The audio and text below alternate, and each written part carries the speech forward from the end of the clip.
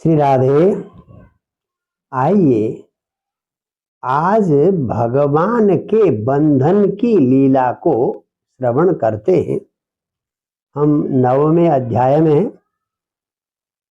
एक दिन की बात, यद्यपि यशोदा की बहुत सारी सेविकाएं, दास दासी बहुत थे, फिर भी स्वयं दधि मंथन कर रही ताकि लाला को मक्खन खिलाना है।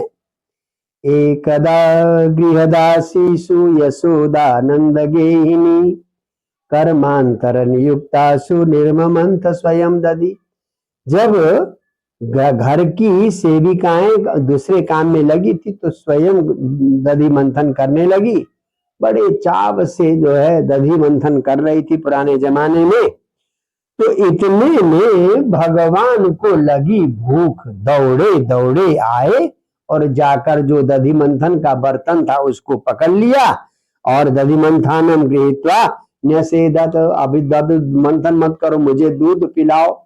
भगवान ने तो दधि मंथन का बर्तन, वो जो मथने का जो वो होता है, उसी को रोक लिया। तो बेचारी यशोदा भी बड़ी प्रसन्न हो गई। उन्होंने गोदी में लेकर भगवान को स्तन पिलाना प्रारंभ किया। स्तन पिलाना प्रारंभ किया, अभी ढंग से दूध पिया ही नहीं था कि यशोदा को याद आ गया, ओहो दूध औटाने के लिए रखा हुआ था, कहीं दूध उफन कर सारा बाहर न निकल जाए। उसमें चूल्हे में दूध रखा हुआ था तो फट से कृष्ण भगवान को वहीं रख दिया, क्योंकि दूध उबल कर जाए तो गाय का दूध उबलना अच्छा नहीं है। तो वो चली गई। अभी झीके नहीं थे भगवान, दूध पीते पीते बीच में मैया ने दूध से, लाला से ज्यादा दूध प्रिय हो गया मैया को। आया बड़ा गुस्सा, एकदम गुस्सा आ गया। देखिए संजात कोप स्फुरितारुणाधरम, बड़े गुस्से में आए, अपने होंठ, छोटे नीचे वाले होंठ काट लिए और इधर देखा उधर देखा। तो वो सिलबट्टा होता है ना, बट्टा जो लोहे क्या उसका होता है, पत्थर का, पत्थर से जोर से दे मारा, जिसमें दधि मंथन कर रही थी। मिट्टी का बर्तन होता था पहले, वो सारा दधि मंथन का बर्तन तोड़ दिया गुस्से के मारे। देखिए कितने गुस्सैले हमारे भगवान। और इधर उधर देखा कि हाँ इसमें मक्खन रखा हुआ, अभी भूख तो शांत हुई नहीं थी।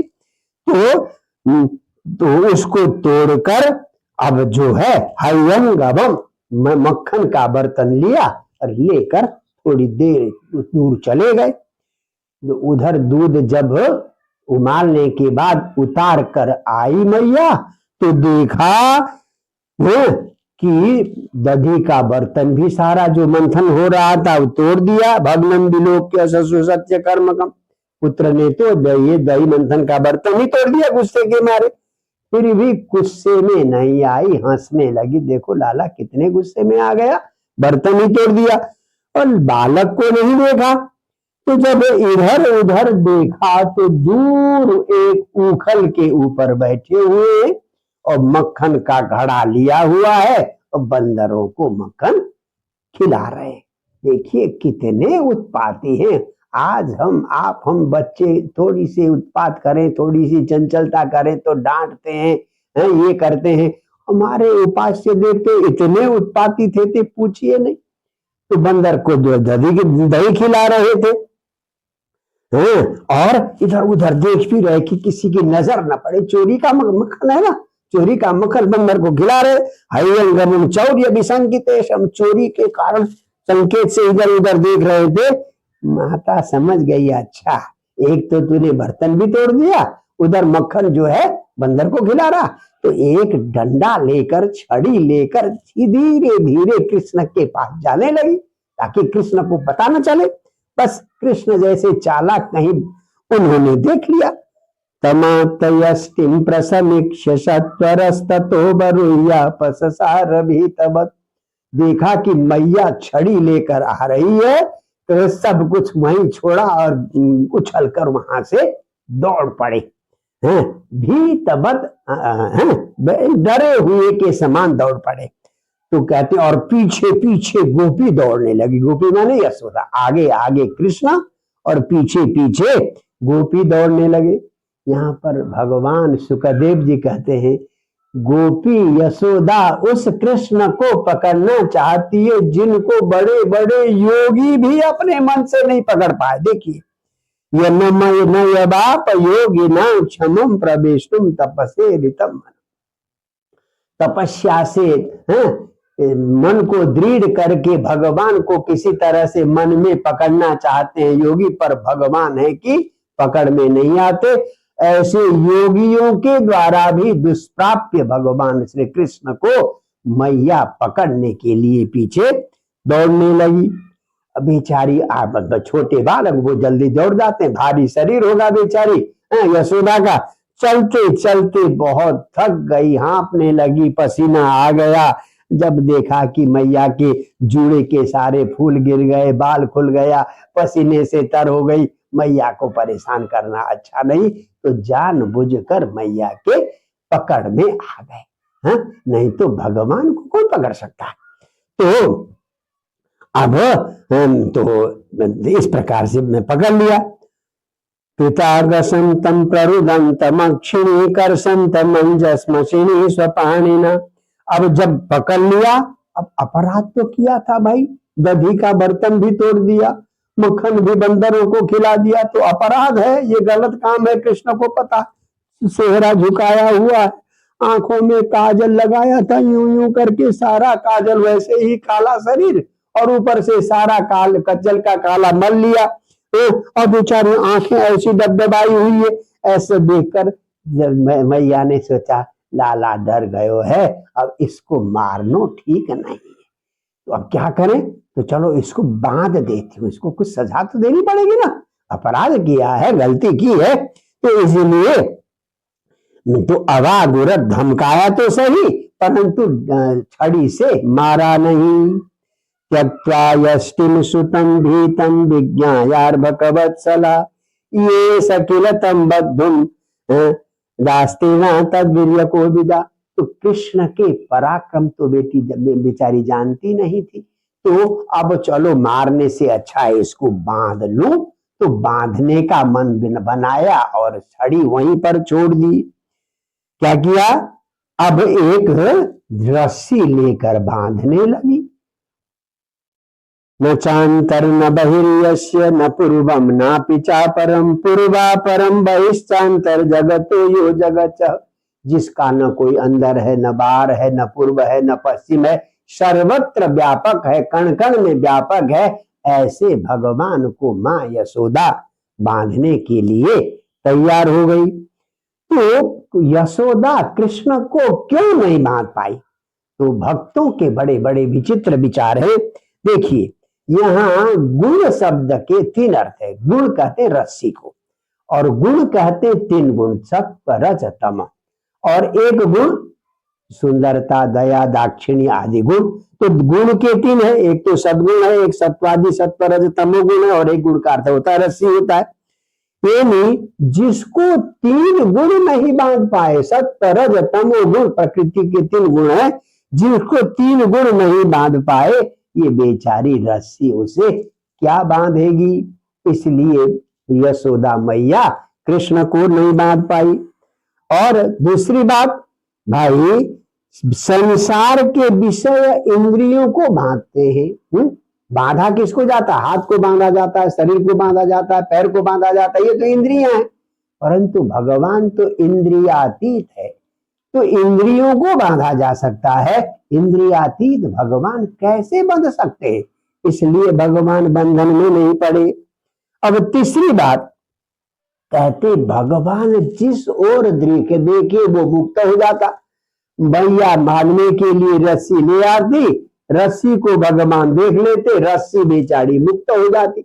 जो रस्सी स्वयं मुक्त हो गई वो किसी को क्या बांधेगी, जो स्वयं मुक्त होगा, मुक्त माने बंधन रहित, जो स्वयं बंधन रहित है वो किसी को क्या बांधेगा। तो इस प्रकार से रस्सी भगवान को बांध नहीं पाई। भाई 2 ही अंगुल कम क्यों रही, जब भी बांधती ना और रस्सी लाती और बांधती, जितने भी रस्सी बांधा, सारी रस्सियों को जोड़ा, बांधा, फिर भी 2 अंगुल कम रह जाती थी। कि 2 अंगुल कम रहने का कारण क्या है? कहते हैं भगवान को केवल सत्व गुण से बांधा जाता है। सत्व गुण, भगवान स्वयं विष्णु सत्वगुण प्रधान है, रजोगुण प्रधान ब्रह्मा है और तमोगुण प्रधान रुद्र है। तो सत्वगुण से ही बांधा जाता है, रजोगुण और तमोगुण से भगवान बंधन में नहीं आते। मैया को थोड़ा सा गुस्सा भी है, इसलिए रजोगुण है, तो रजोगुण से भगवान बंधन में नहीं आते, वो तो सात्विक भक्तों के ही बंधन में आते हैं, इसलिए 2 अंगुल रस्सी कम हो गई। अच्छा, अब दूसरी बात कहते हैं, नाम और रूप का बंधन होता है? नाम का बंधन और रूप का बंधन, परंतु भगवान नाम और रूप से परे। हम तो अपनी सुविधा के अनुसार नाम रखते हैं, रूप की भी कल्पना करते हैं, परंतु वास्तव में भगवान नाम और रूप से परे है, इसलिए भगवान का बंधन नहीं है।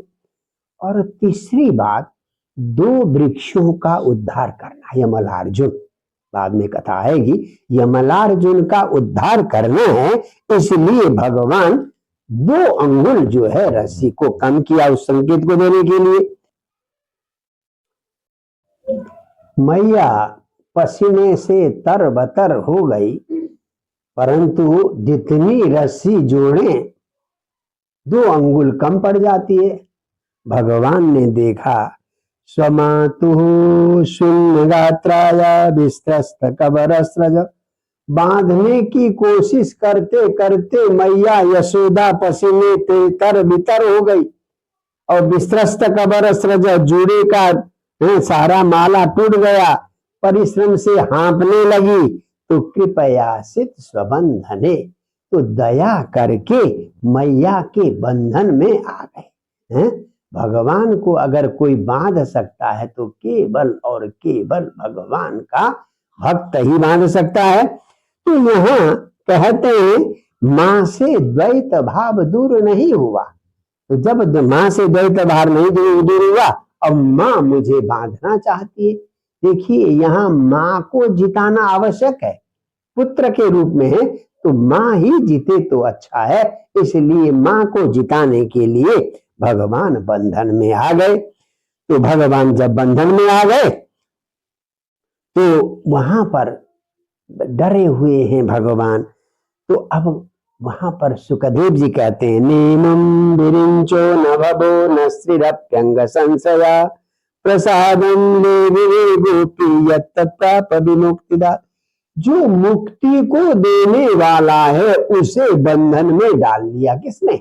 मैया ने। बताई ऐसा सौभाग्य तो न विरिंच, ब्रह्मा को भी नहीं मिला, न भव न शंकर को मिला, न अंग संश्रया, भगवान की अर्धांगिनी लक्ष्मी को भी ये सौभाग्य प्राप्त न हुआ कि भगवान को बांध सके, परंतु गोपी यशोदा को भगवान को बांधने का सौभाग्य मिला, मुक्ति देने वाले को बांधने का सौभाग्य मिला। तो ऐसा आनंद, ऐसा सौभाग्य दूसरे किसी को कैसे मिलता है? तो इस प्रकार से अंत में भगवान बंधन में आ गए। कृष्णस्तु गृहकृत्येषु व्यग्राया मातरि, अब बांध दिया, मैया अपने काम में चली गई। अब जब भगवान को तो काम करना था, लीला करनी थी, जब मैया अपने किसी काम में व्यग्र हो गई, धीरे धीरे ओखल में बांध दिया था मैया ने भगवान को ना, जो पहले कूटने के लिए ओखल हुआ करता था, तो ओखल में बांध दिया था। तो वो धीरे धीरे उस रस्सी से ओखल को खींचते हुए वहां चले गए जहां उनके आंगन में नल कुबर नाम के 2 वृक्ष थे। उन दोनों वृक्षों के बीच से निकल जाते हैं, क्योंकि इन दोनों का उद्धार करना था।